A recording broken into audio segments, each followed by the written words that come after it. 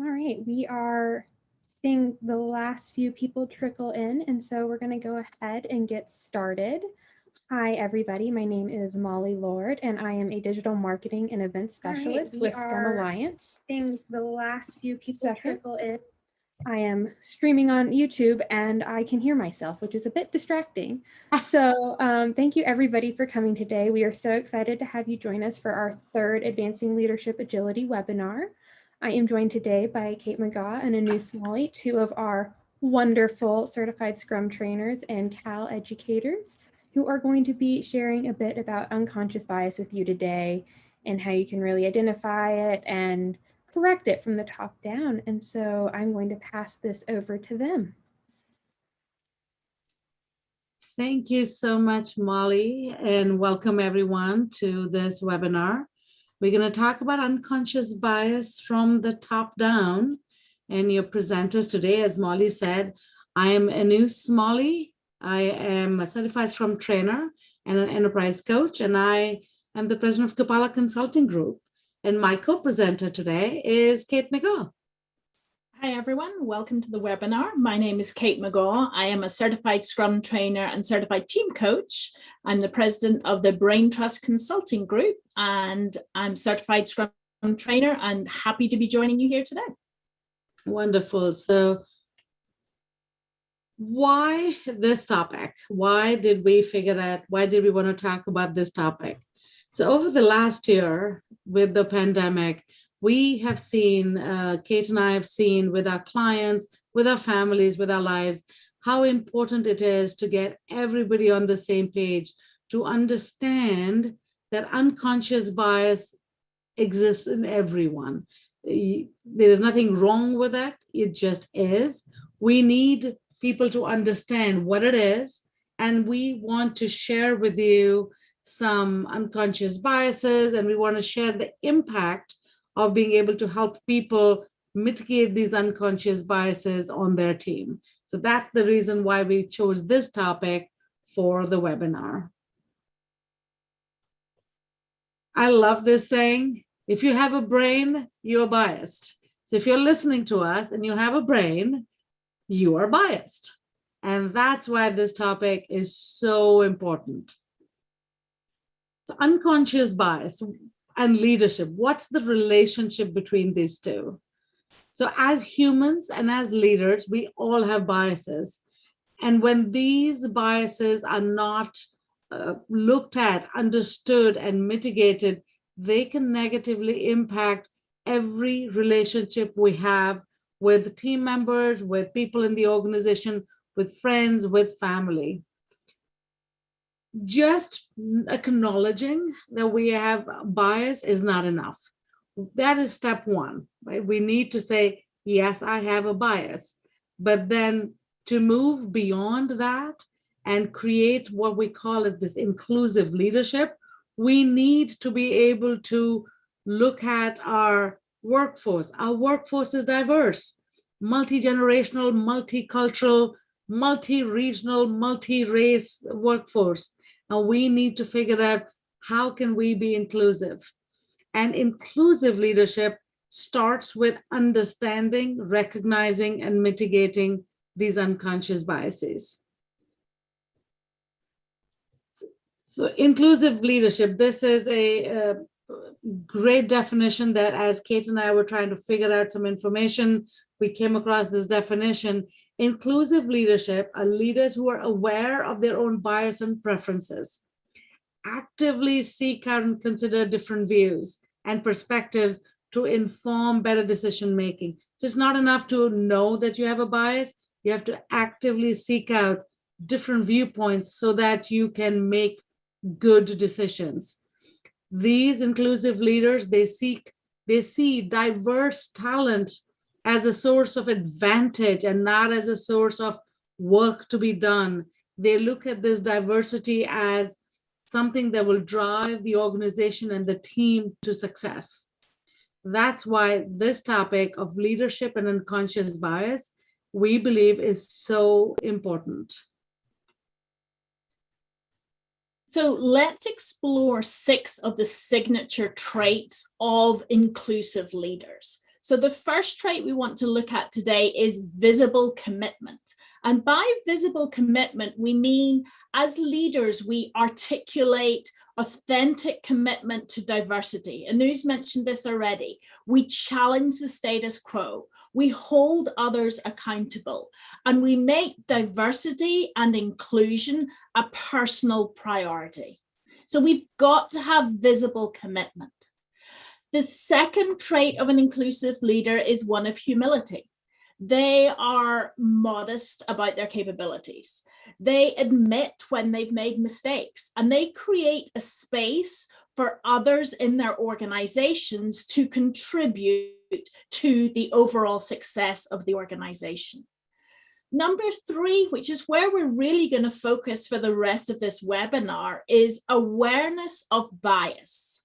So inclusive leaders show awareness of personal blind spots, as well as any flaws that they may notice in the system. And they work hard to make sure that there's very much an inclusive environment, and their goal is meritocracy. Number four is inclusive leaders have curiosity about others. So they have an open mindset. One of the things that we talk about in the leadership classes is this open mindset, this growth mindset. They talk about, they have a deep curiosity about others. They listen without any judgment, and they seek with empathy to understand those around them. The fifth signature trait is one of cultural intelligence. And this is that they are attentive to other cultures, and they adapt as required in order to work with multiple different cultures. And then the sixth trait we wanted to talk about for inclusive leaders is one of effective collaboration. And by this, we mean empowering others. We're paying attention to the diversity of thinking. We're paying attention to the psychological safety within our teams, and we're focusing on overall team cohesion. So those are what we consider to be 6 of the traits of inclusive leaders. So next, let's explore some of the biases that may be affecting your leadership. And it may be you don't even know what they are yet. So for the next slide, and who's getting happy with the slide? For the next slide, we're going to put you to work for a minute. What comes to mind when you look at this picture? So you have the chat window. So those of you who are doing this through Zoom, and you may be able to do it on YouTube. I don't know if you can add comments on YouTube. Molly can guide us on that.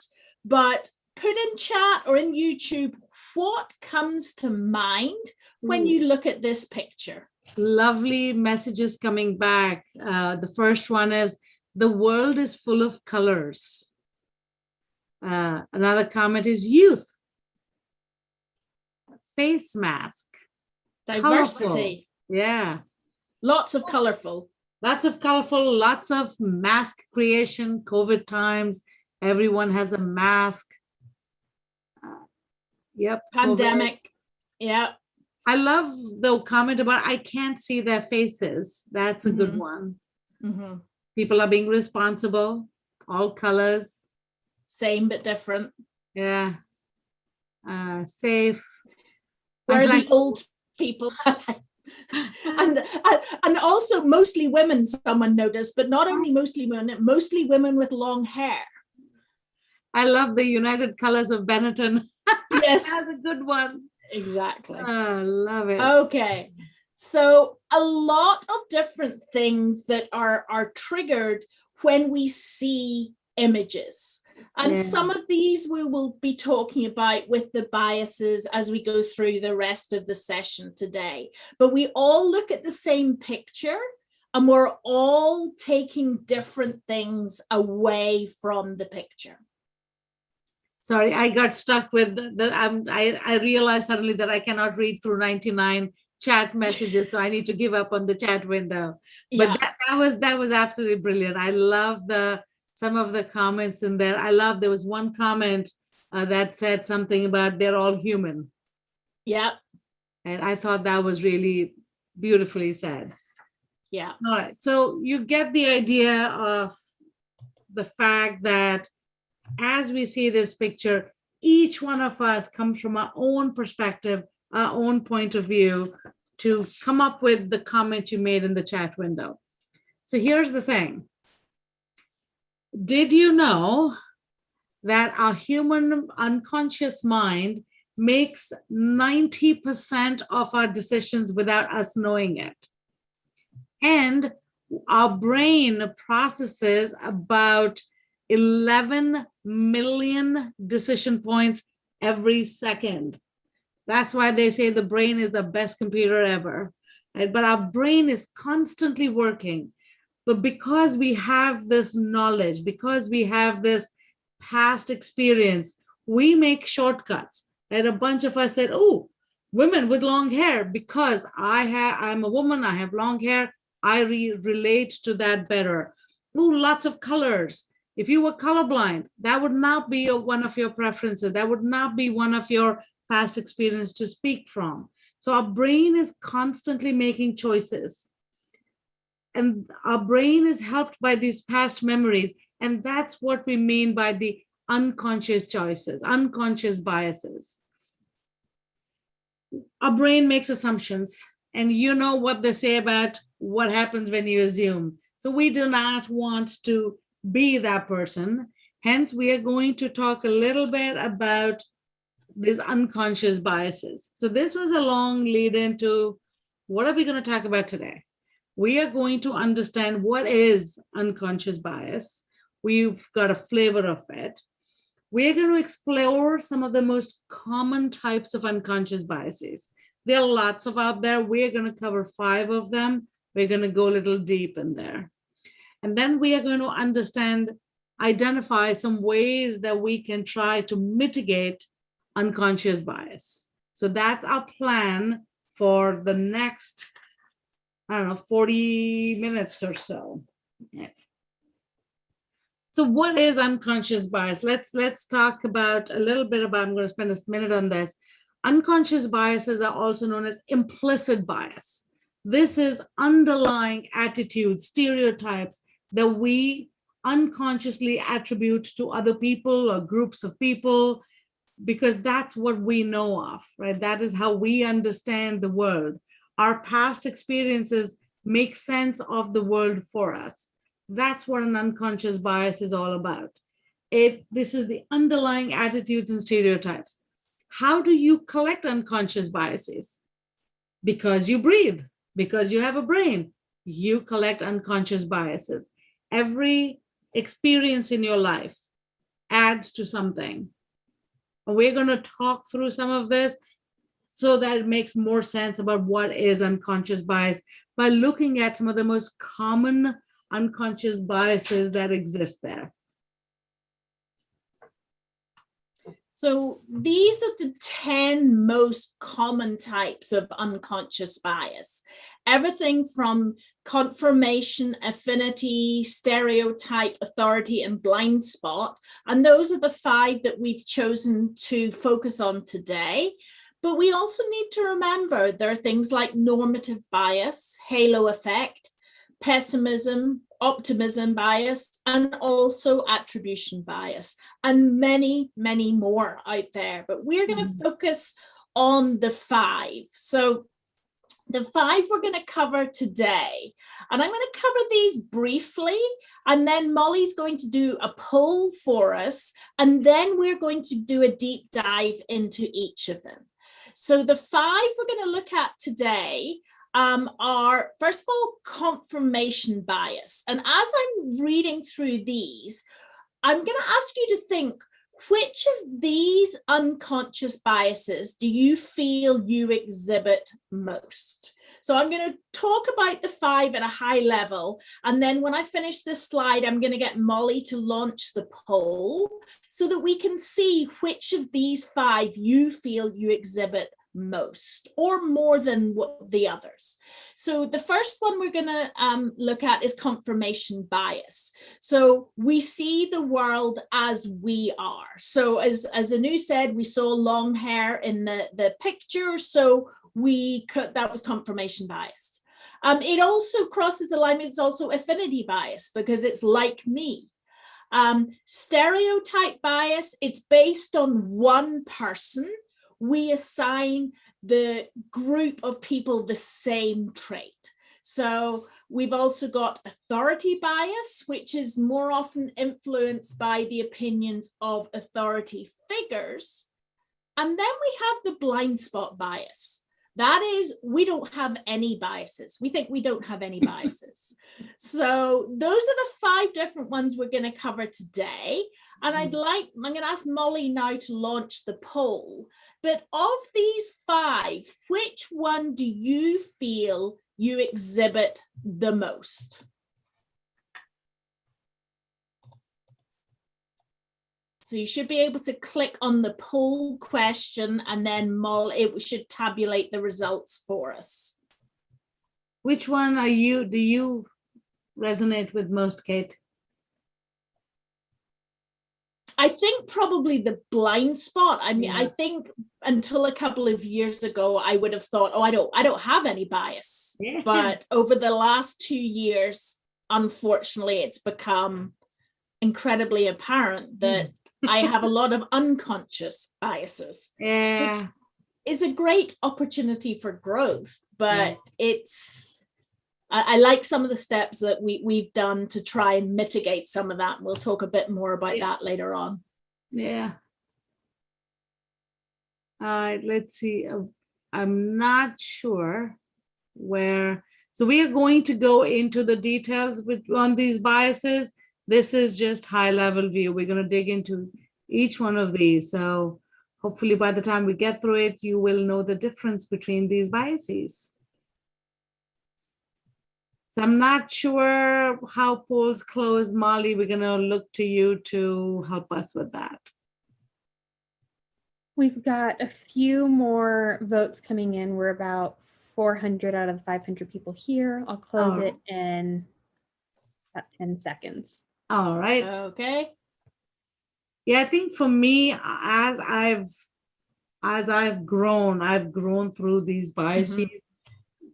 When we get to authority bias, I'll share. I think that's where where I stayed a long time, and then came through stereotype bias. And I agree. For now, I am with you. I'm more on the blind spot bias. So here comes the poll. Yeah. Most it looks like confirmation bias. Yeah. And then we have blind spot bias. Yep. The authority bias, then affinity bias, and the stereotype bias. Yeah. So I love the comment here. Sandra, not like Sally Field, slightly different from Sally Field. So Sally Field had the famous line, "They like me. They really like me."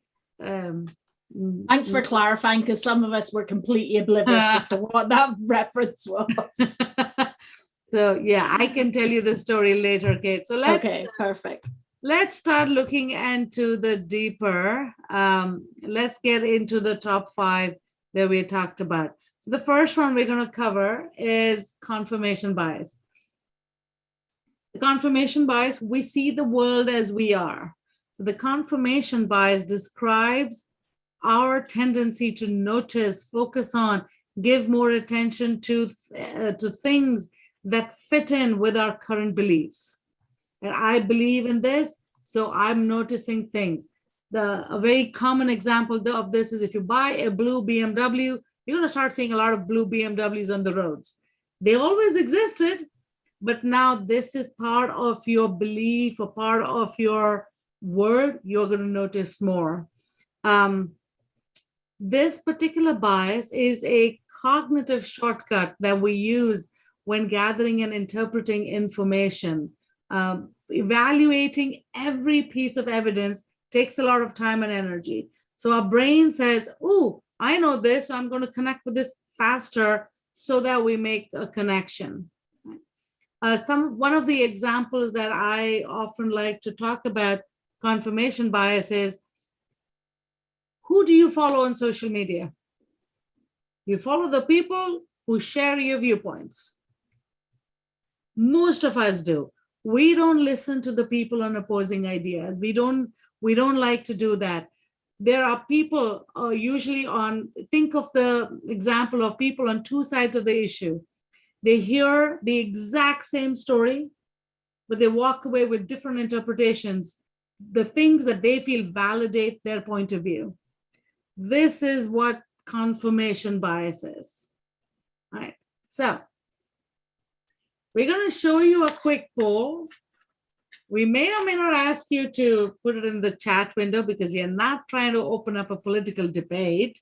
But think about this. Where do you get your news? Fox News? Then what are you thinking? What's your interpretation of what's happening in the world? Do you watch CNN? What is your interpretation of what's happening in the world? Whichever version you watch doesn't make you wrong, doesn't make you less, just makes you the fact that you have an unconscious bias that confirms your beliefs. And your beliefs are valid and they're good. So that's your confirmation bias. That's the first bias that we're going to talk about. Right? All right. So lots of people watching different news channels, so we should have expanded it beyond NPR, just the BBC. Yeah, I know, hot topic. That's why so here's the thing. You watch fill in the blank news channel. What confirmation bias do you have in there, right? Mm-hmm. And that will tell you, what is it that you believe in? What do you value? What did you grow up with? What are your past experiences? And that's all that matters. It doesn't make it wrong. It just makes it valid for you, right? Exactly. All of the above. Enjoy your various views. Enjoy your justifications. And for those who watch the Cartoon Network, yes. Awesome. Excellent. All right. So the second bias we wanted to look at, if I can get Anu to go back one slide, is the affinity bias. So this is different from the confirmation bias because this one is it's impacting the decisions that we make in the business context along the lines of it's the like me bias. We are favoring people who are like us. So research shows us that there are different levels of unconscious affinity bias, but they fall into three key areas. One area is work allocation. So as a manager, you are much more likely to allocate any work that is going to stretch people to people like you as a manager or as a leader. The second level is feedback. So as a manager, you're often more likely to provide critical feedback to those who are most like you and less so to those who are in another group. The third way we see these appearing in the work environment is informal mentoring and sponsorship.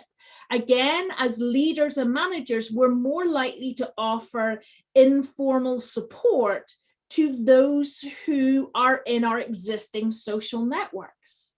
So affinity bias, the like me bias, is coming through our work environments in work allocation, in the feedback we give to individuals, and in any informal mentoring or sponsorship where we're tending to do it to people within our existing networks. And I'll add something that's a non-work related, if that may help. So you have a large group of friends, but there are some friends you connect with more because they're more like you and they like the things you do. And I have my science fiction friends because they like the stuff I like. So I affinitize with them more. It's not just work, but in life as well. The examples go all over, right? Yeah, and there was a question around what do we mean by social networks? So it's Yeah. everything that Anu was talking about. It's maybe a group you connect with outside work. Maybe it's your wine tasting group. Maybe it's church. Maybe it's another group you're a member of. In a work environment, it's people in your team, or it's people maybe in your LinkedIn group and things like that. You are more likely to give advice and support to people that are somewhere in that social network. Exactly. And yes, it is. We want to work with people who are like us, right? Because it's easier. And you recognize yourself in them. So that's affinity bias. And I think there were some questions about difference between confirmation bias and affinity bias. So hopefully that's come through. Confirmation bias is basically talking about things that you connect with based on your values and your beliefs. Affinity bias is people who are more like me. So if, like we said, when you looked at the picture, most of us said, oh, long hair. That's an affinity bias. I connected with people, with the women with the longer hair, and so on. So those are the first two biases. The third bias we're going to dig into is stereotype bias. This is, there's something about a single person, and based on that single person, we assign the group of people the same trait, the same attributes, the same characteristic. So the most common thing we hear in IT, in Agile transformations, IT organizations is, well, IT never delivers. Well, your last few IT teams may have had a struggle. So IT in general does not deliver. That's a stereotype bias. That's very work-related, very typical. So if you have, and vice versa, let's look at the opposite side of it, where the IT group is saying, well, every business department I've ever worked with just don't get Agile and IT. The business never understands us. They just do their own stuff. So all businesses all over the world are wrong, bad, never understand. There is a huge stereotype in the social networks around gender, race, color, language, background, religion. Think about what's happening in the world today. It's all around that. And I can tell you, as a woman of color, I've experienced my share of stereotype biases in the world, and I have had my own shares of having unconscious bias towards people who maybe look like me because I maybe feel safer. So that's my stereotype bias coming in. Kate had a great example around stereotype biases. Kate, you want to jump in with that?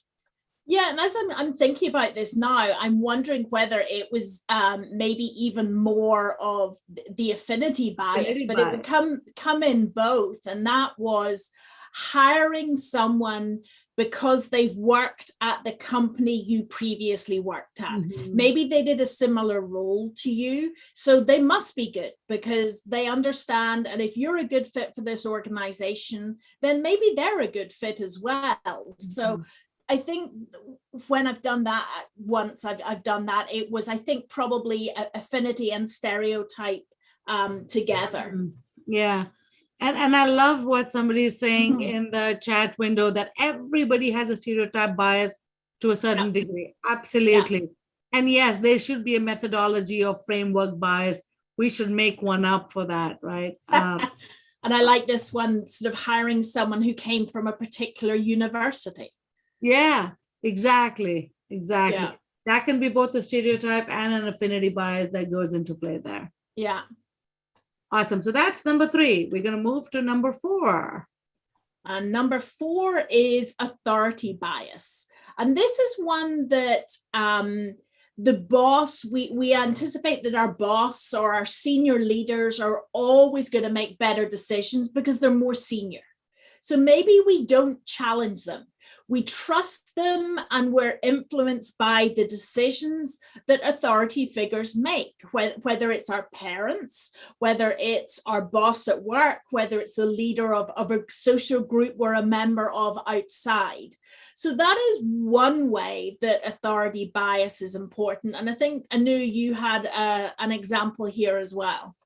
Yeah, so for me, it's, I am, my origins are Indian. I was born in India, and India is very authoritarian in the family, especially being a woman in the family. So it was always whatever decisions were made by the people who are elders must be followed because they are elders. And I've come to realize that, yes, I have an authority bias to my family, to my teachers, to my bosses when I had bosses in India.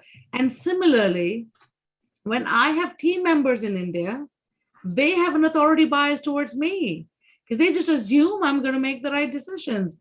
And I'm going, dear God, that's not a burden I want to bear for an entire team or organization, right?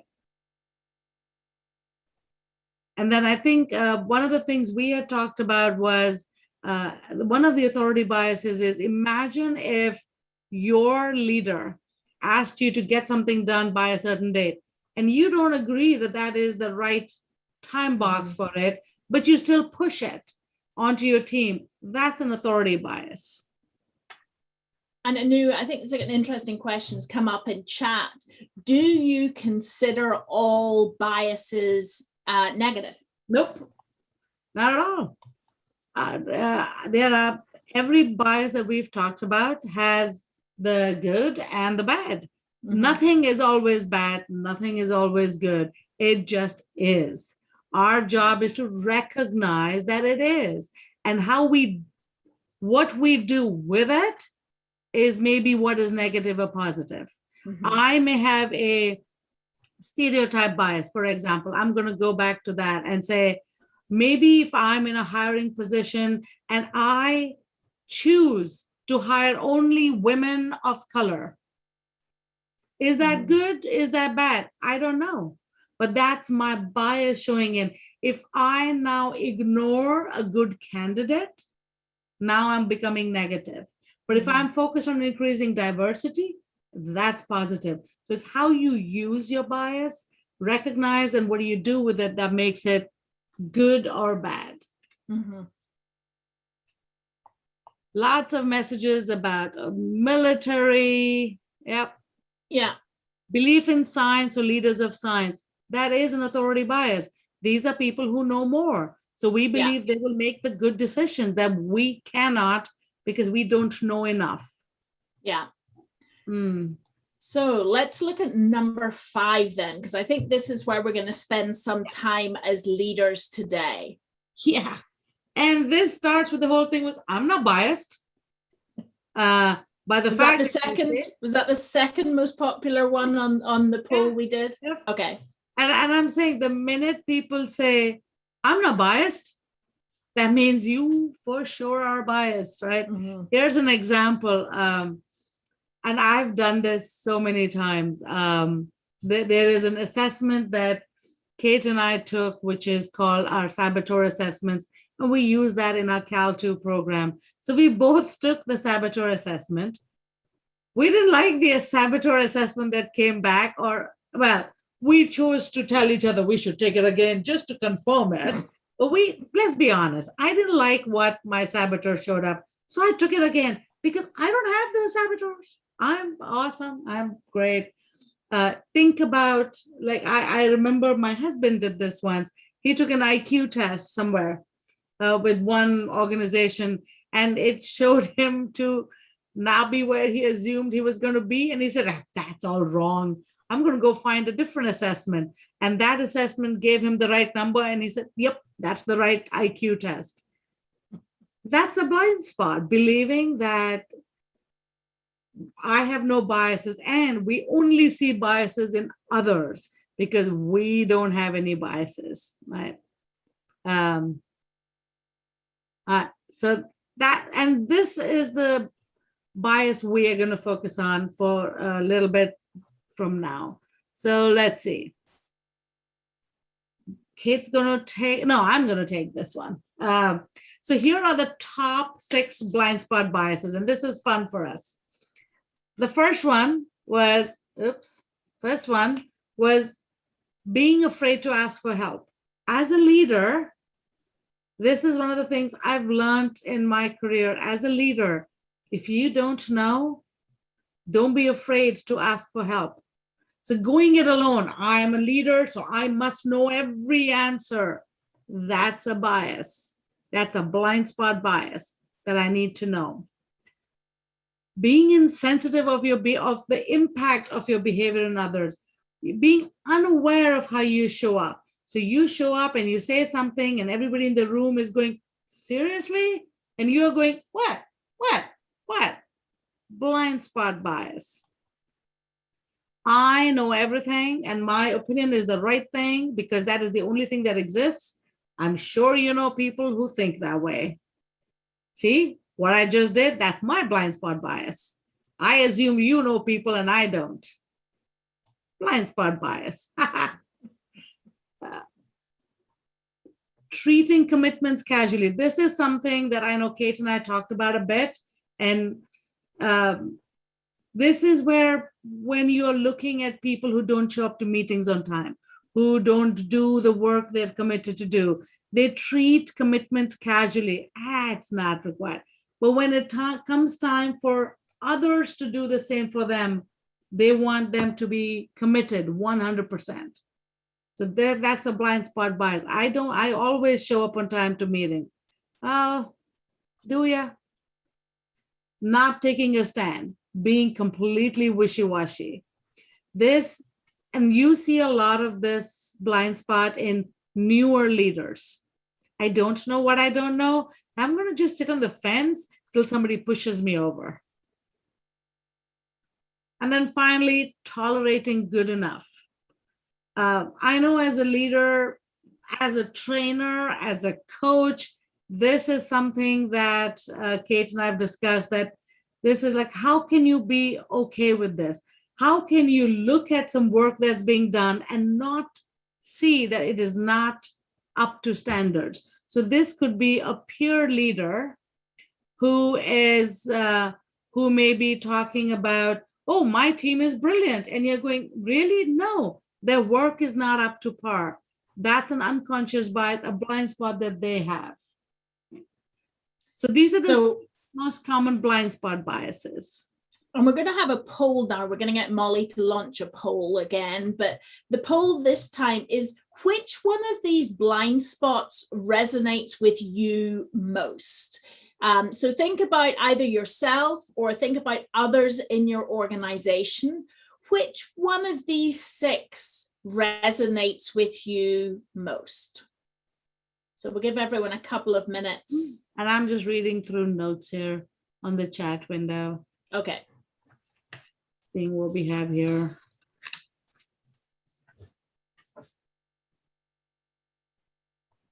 I think we're getting a couple of questions as well. Yeah, there's several questions around the recording, and Molly's responded saying that Okay. the webinar recording will be available in the resource library shortly after it ends. So the recording will be there and the slides and things like that. Mm-hmm.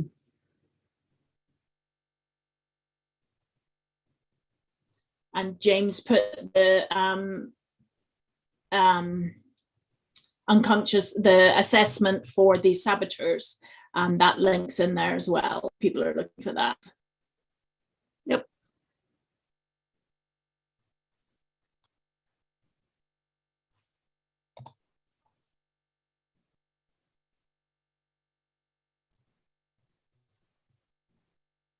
Number 3, okay. Frustrating. Yeah. Okay, and then Molly, if we can close that out, if we've got most of the results in, and let's see where we recognize most of ourselves. Asking for help. Yeah. And that, as Anu said, is one of the hardest things. And that is often when we're coaching organizations, we talk about setting up communities of practice. And it's something that we do, yes, at the team level, but it's a lot of times what we suggest that teams do at a leadership level, especially if your team works together, maybe they've done some training together. We're going to ask that they stay together and they continue to meet and help each other grow. We'll talk a bit later on in this session about something called accountability partners. And that is one of the key ways to get support for that. All right, so let's get into what do we do with these blind spots? How do we get ourselves more knowledgeable and more understanding of this? So here you go. So this is the section on uncovering your blind spots. And we changed that word from identifying to uncovering to what are your blind spots. We changed that word so many times. So what are the top 5 things you can do to uncover your blind spots? The first thing you can do is solicit feedback in the right way. So if you say to your colleague, so what are my blind spots? That is more difficult to answer than if you say, what is one blind spot you think I have and should be aware of? So the people to ask are people you work with, people who work with closely, and maybe it's your partners or your kids or your parents. It's soliciting feedback in the right way, asking for one piece of feedback at a time. So that's number 1, soliciting feedback in the right way. And also, although it doesn't say it here, from the right person. Number 2 is surrounding yourself with diverse thinkers. The goal here is that you will continue to learn from them. We talked about a growth mindset. You will continue to grow and learn from them. We talked earlier on about communities of practice. So your communities of practice or communities of learning should have people from a variety of perspectives, different experiences, and different approaches to problem solving. So the third one is examine your past to identify patterns. So if you think back to how have you succeeded as a leader, or how have you struggled as a leader? So what situations have led to desirable outcomes or maybe less than undesirable outcomes? What feedback have you received from mentors or from coaches or from generic advisors? So the third thing to uncover your blind spot is examine the past in order to be able to grow and move forward. The fourth one is around identifying triggers. And although we would like to pretend we don't, we all have triggers. And it may be a variety of situations that lead us to act impulsively or instinctively without even thinking about what we're doing. So it could be people, it could be events, or it could be circumstances. Anything will have the power to shape how we react. So in order to uncover our blind spots and identify our triggers, we've got to learn to master our triggers. If we can master our responses, we can make our responses work for us rather than working against us. And then the final one, and I think this is the most useful one of them all, is seek out a blind spot buddy. In case you've not noticed, Anu and I are blind spot buddies. And in case you haven't put together the whole color scheme, our favorite colors are green and purple, which you wouldn't think go together, but everything we do as Team Katanu is green and purple. So find someone who is going to call you out on your blind spots. Find someone that will be completely open and honest with you and that will hold you accountable to make the changes you need to make. And then remember the flip side of every blind spot is a strength, and it's an opportunity for growth. So back to the conversation, are blind spots always bad? No. If you're aware of them, you learn from them and you grow from them. Right. And I can add to that saying, having an accountability partner or a blind spot buddy, however you want to call it, is actually critical, because leadership is a team sport. You cannot do this by yourself. You've got to work with somebody so that they can hold up the mirror for you, because it's hard to look deep inside yourself, and it's easier to hear it from somebody who you trust, who you have that relationship with. So these are great ways that you can work on yourself. One of the tools we use in our leadership program is, I think somebody mentioned the chat window, is the Johari window. This is one of my favorite tools that I've been using as I coach people. So the Johari window is a technique that helps people better understand their relationship with themselves and their relationships with others. This is created by two psychologists, Joseph Luft and Harrington Ingham.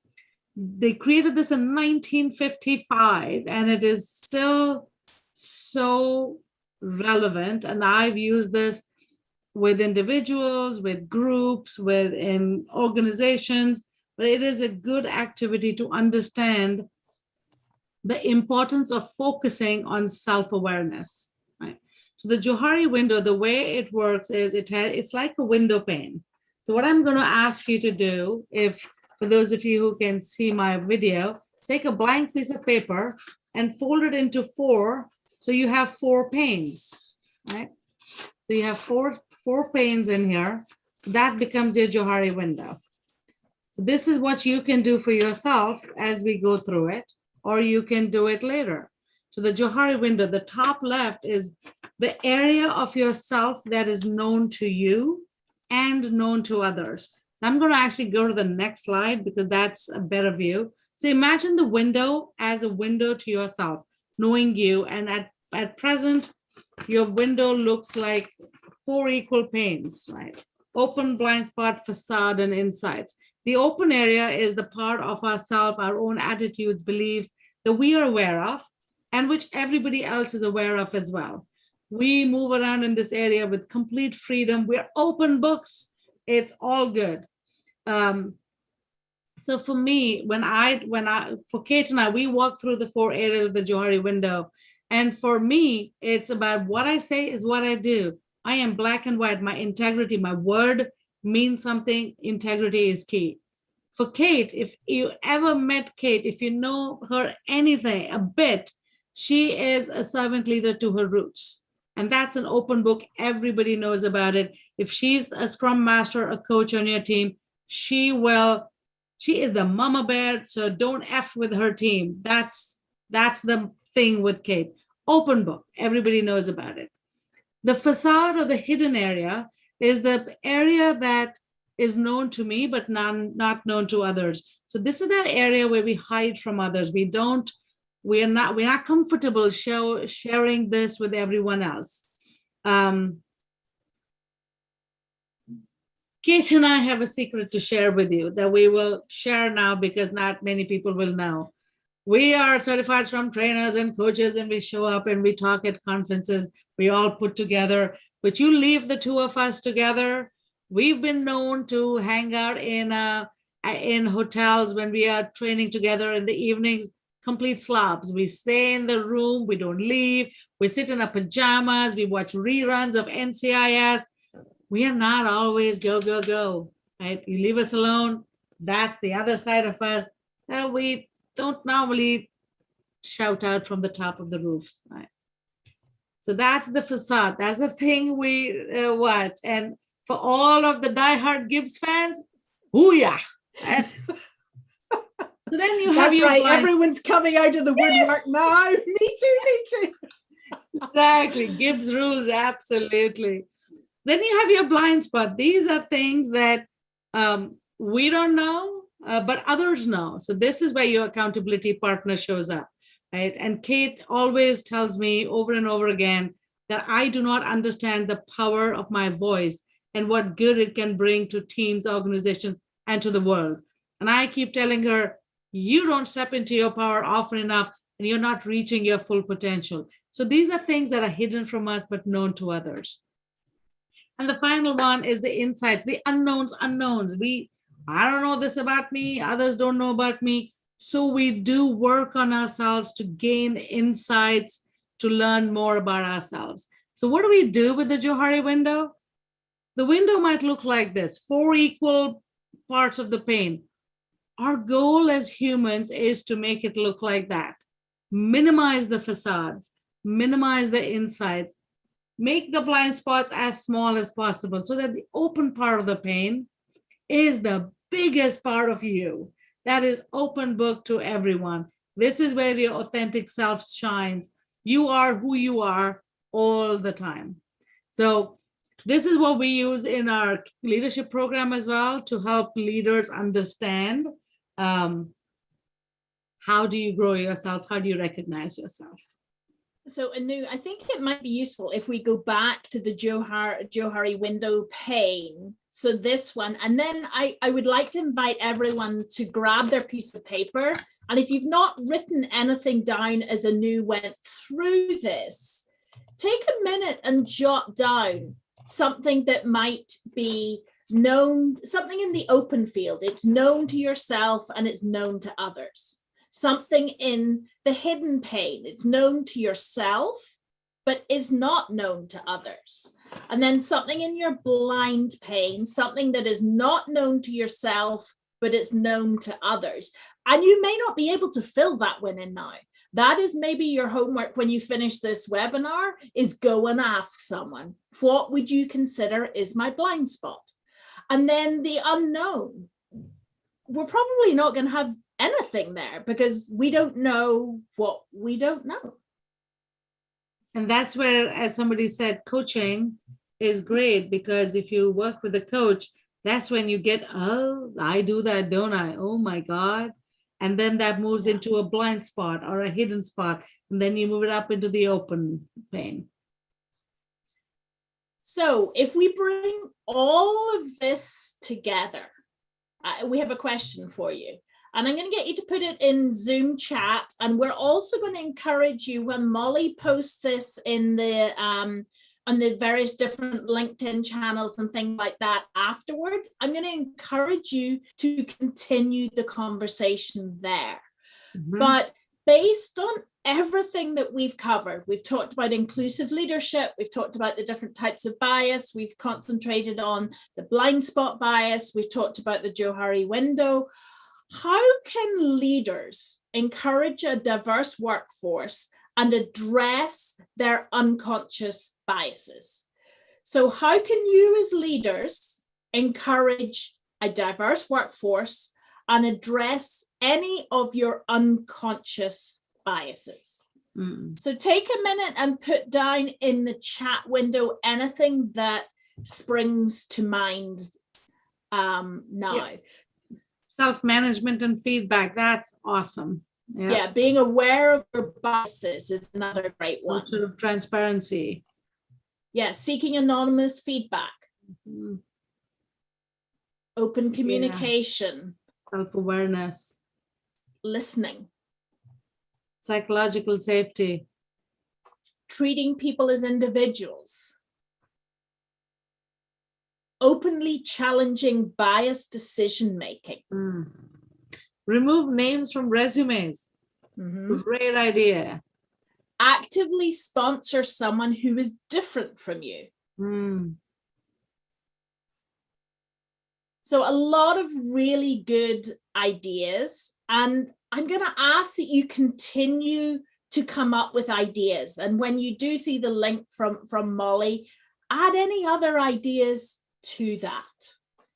So lots of ideas to focus on how we as leaders can continue to get better and better.